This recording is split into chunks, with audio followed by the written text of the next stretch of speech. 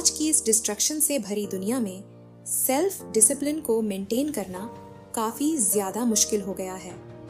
आज की इस बुक समरी में हम बात करने वाले हैं the science of daily, self discipline book की, जिसको लिखा है ओलिवर मैक एंड्रू ने।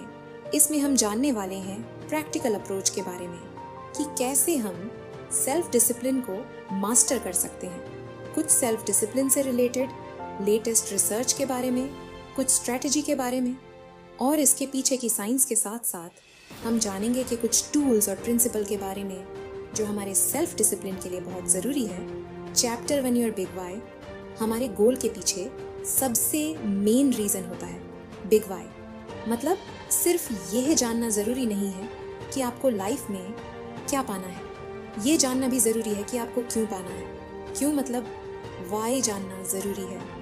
अगर हम इस वाई को समझ गए तो हम ऑटोमेटिक मोटिवेटेड और फोकस रहने लग जाएंगे। आपने कई बार ये पाया होगा कि आप हार्ड वर्क तो बहुत ज़्यादा करते हैं, लेकिन आप हैप्पी और सेटिस्फाइड फील नहीं करते। ऐसा इसलिए होता है क्योंकि आपका गोल आपके वाई के साथ कनेक्ट नहीं होता है। लोग अक्सर मोटिवेशन के लिए मनी और फेम का यूज़ करते हैं, लेकिन रिसर्च से ये पता चला है कि सक्सेस ज़्यादातर उन्हीं लोगों को मिलती है जो उस काम को अपने मन से कर रहे हो, न कि पैसों और फेम के लिए। आइए अब जानते हैं कि बिग वाई को फाइंड कैसे करें। पहला तरीका है पैशन एक्टिविटीज़।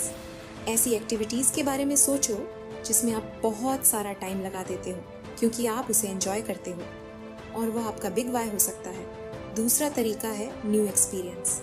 अगर आप किसी चीज़ के बारे में श्योर नहीं हो तो आप नई चीज़ें ट्राई कर सकते हो सकता है कि आपको किसी नई चीज़ में अपना वाई मिल जाए, क्योंकि मोस्ट ऑफ द टाइम लोगों का बिग वाई नई चीज़ें को डिस्कवर करने के बाद ही आता है। तीसरा तरीका है फॉरगेट सोसाइटी रैंकिंग। ज़रूरी नहीं है कि जो काम आपने चूज़ किया है वह कितना इम्पॉर्टेंट है। हर एक काम, हर एक पर्पस इम्पॉर्टेंट होता है। चौथा और most important end of life satisfactorily, संगीत सबसे पहले आपको बिग वाई ढूंढना है। पैसे और फेम के लिए किसी भी काम को नहीं करना है, उस काम को करना है जिसमें आपका मन लगे। बिग वाई को ढूंढने में टाइम और एक्सपीरियंस लगता है। Chapter 2 the self discipline environment.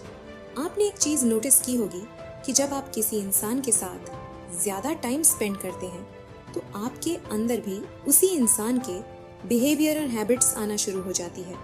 इसीलिए हमारे आसपास का एनवायरनमेंट हमारे सेल्फ डिसिप्लिन पर बहुत ज़्यादा इम्पैक्ट डालता है।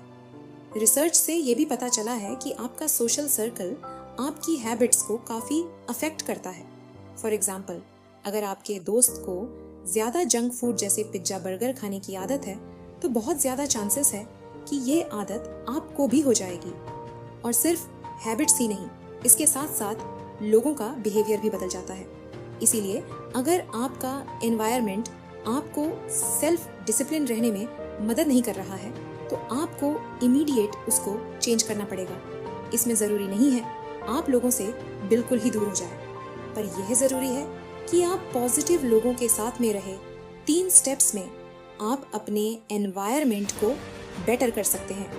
पहले स्टेप में हमें नेगेटिव इन्फ्लुएंस को आइडेंटिफिकेशन, संगीत की हैबिट्स को इनकरेज करें, और तीसरे स्टेप में हमें बाउंड्रीज को सेट करना है ताकि हम नेगेटिव इन्फ्लुएंस को रोक सकें।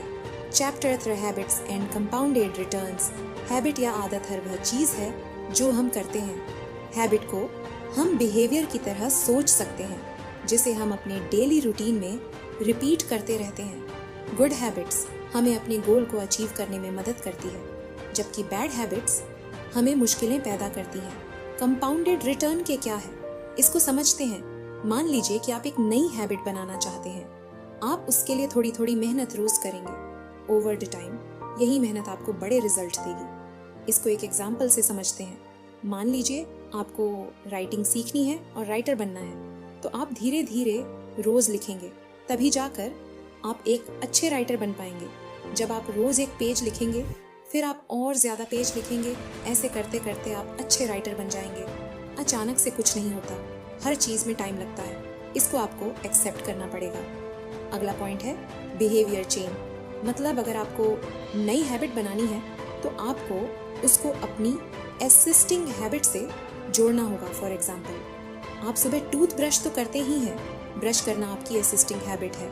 अब मान लीजिए आपको मेडिटेशन की हैबिट डालनी है, तो आप जस्ट ब्रश करने के बाद मेडिटेशन कर सकते हैं। इससे होगा यह कि जब भी आप ब्रश करेंगे तो आपके ब्रेन को लगेगा कि अब मुझे मेडिटेशन करना है।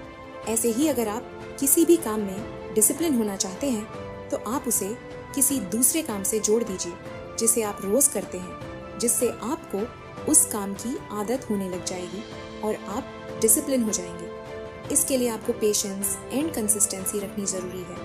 हर नई हैबिट को बनने में करीब 66 दिन लगते हैं। अगर आपको हमारी समरी अच्छी लग रही है तो हमारे चैनल बुक इनसाइडर को सब्सक्राइब करना ना भूलें। और अगर आप हमें सपोर्ट करना चाहते हैं तो आप हमारी मेंबरशिप खरीद सकते हैं। तो इसके लिए आपको कंसिस्टेंट रहना होगा जब तक कि आपकी हैबिट ऑटोमेटिक ना हो जाए। इसके साथ साथ विजुअलाइजेशन भी कर सकते हैं। उसमें आपको विजुअलाइज करना है कि मैं अपने गोल को पाने के सही रास्ते पर चल रहा हूँ और अपने गोल को पा रहा हूँ